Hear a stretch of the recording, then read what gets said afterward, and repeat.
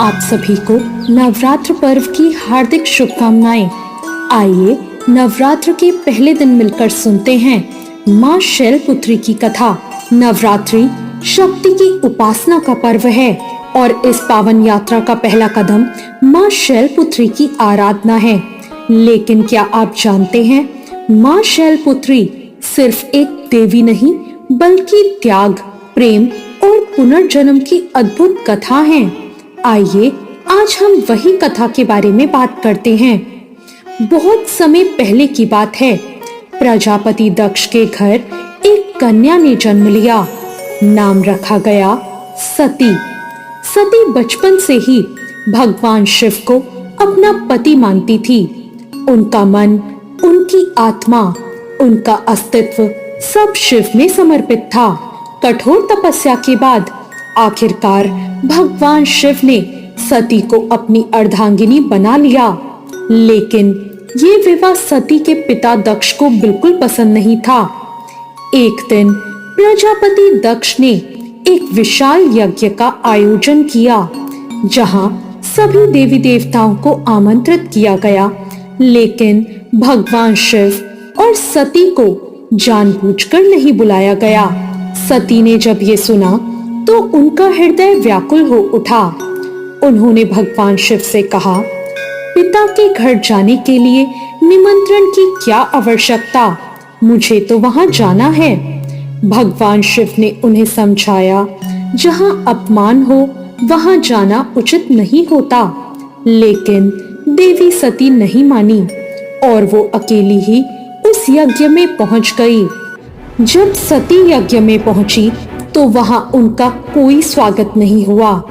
उनके पिता दक्ष ने भगवान शिव का अपमान करना शुरू कर दिया। ये अपमान सती सह नहीं सकी। उनकी आंखों में आंसू थे और हृदय में पीड़ा थी। उन्होंने कहा, जिस शरीर को मैंने शिव के प्रेम से पाया है वो इस अपमान को सहने योग्य नहीं है। और फिर सती ने उसी यज्ञ अग्नि में अपने प्राणों की आहुति दे दी।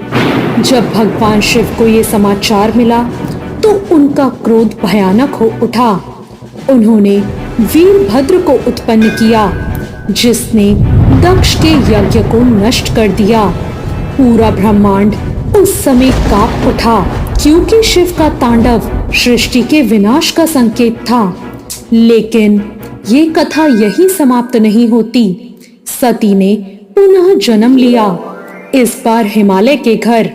वो बनी शैलपुत्री, यानी पर्वतराज की पुत्री। इस जन्म में भी उनका लक्ष्य वही था, भगवान शिव को पुनः प्राप्त करना। माँ शैलपुत्री ने कठिन तपस्या की और वर्षों तक उनकी भक्ति, उनका समर्पण अंततः सफल हो गया।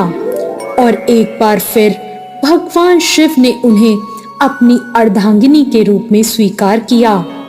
माँ शैलपुत्री की ये कथा हमें सिखाती है कि सच्चा प्रेम, त्याग और धैर्य कभी व्यर्थ नहीं जाता। वो हमें ये बताती हैं कि हर अंत के बाद एक नई शुरुआत होती है। इसलिए नवरात्रि का पहला दिन माँ शैलपुत्री की पूजा से शुरू होता है, ताकि हमारे जीवन में नई शुभ शुरुआत हो सके। अब मैं आपको माँ शैलपुत्री के स्वरूप के बारे में बताती हूँ। माँ शैलपुत्री के सिर पर अर्धचंद्र सुशोभित है। उनका चेहरा शांत, तेजस्वी और दिव्य है। माँ की भुजाओं के दाहिने हाथ में त्रिशूल और बाएं हाथ में कमल है। माँ सफेद और हल्के रंग के वस्त्र पहनती हैं। माँ की मुद्रा स्थिर और सौम्य है, वो धैर्य का प्रतीक है। माँ का ये स्वरूप बताता है कि शक्ति का पहला रूप संतुलित और शांत ऊर्जा का है। माँ शैलपुत्री का वाहन वृषभ यानी नंदी बैल है। इसका अर्थ है धैर्य, परिश्रम और स्थिरता। ये बताता है कि जीवन में सफलता के लिए मजबूत आधार होना बहुत जरूरी है। माँ को सफेद रंग बहुत पसंद है। माँ को चमेली का या कोई भी सफेद फूल अर्पित करना चाहिए। माँ को खीर, मिश्री और दूध से बनी मिठाइयों का भोग लगाया जाता है। माना जाता है कि घी अर्पित करने से रोगों से मुक्ति मिलती है और शरीर स्वस्थ रहता है। माँ को शैलपुत्री यानी पर्वत की पुत्री कहा जाता है। माँ को पार्वती यानी पर्वत से उत्पन्न होने वाली भी कहा जाता है। माँ को हेमवती यानी हिमालय की बेटी भी कहा जाता है। माँ को सती के नाम से, जो उनका पिछले जन्म का नाम है, इस नाम से भी जाना जाता है। माँ को भवानी यानी शिव की शक्ति कहा जाता है। माँ को दुर्गा यानी सभी बाधाओं को दूर करने वाली कहा जाता है। माँ को महादेवी यानी सर्वोच्च शक्ति भी कहा जाता है। माँ शैलपुत्री मूलाधार चक्र से जुड़ी हैं। ये साधना का पहला चरण है। ये जीवन में स्थिरता, आत्मविश्वास और नई शुरुआत दर्शाता है। इस बार चैत्र नवरात्र गुरुवार से कलश स्थापना के साथ शुरू हो रहा है। 27 मार्च को रामनवमी होगी और 28 मार्च को नवरात्र का समापन होगा। कलश की स्थापना का मुहूर्त गुरुवार को सुबह 6:52 से 7:53 तक होगा। घट स्थापना का दूसरा मुहूर्त अभिजीत मुहूर्त है, जो कि 12:07 से लेकर 12:55 तक होगा। किसी कारणवश अगर आप प्रातःकाल मुहूर्त में कलश स्थापित नहीं कर पाए तो अभिजीत मुहूर्त में भी इस कार्य को किया जा सकता है। माँ की पूजा के लिए सुबह सफेद रंग के वस्त्र पहने। माँ की मूर्ति या चित्र को स्थापित करके गंगा जल से उसे शुद्ध कर ले। दीपक और धूप जलाएं। माँ को रोली, अक्षत और चंदन चढ़ाएं। सफेद फूल चढ़ाएं। भोग अर्पित करें। माँ के मंत्र का जाप करें, ओम देवी शैलपुत्र्ये नमः, और सच्चे मन से माँ के आगे प्रार्थना करें और अंत में आरती करें। माँ के आगे शांत मन से बैठें। आंखें बंद करके माँ का ध्यान करें।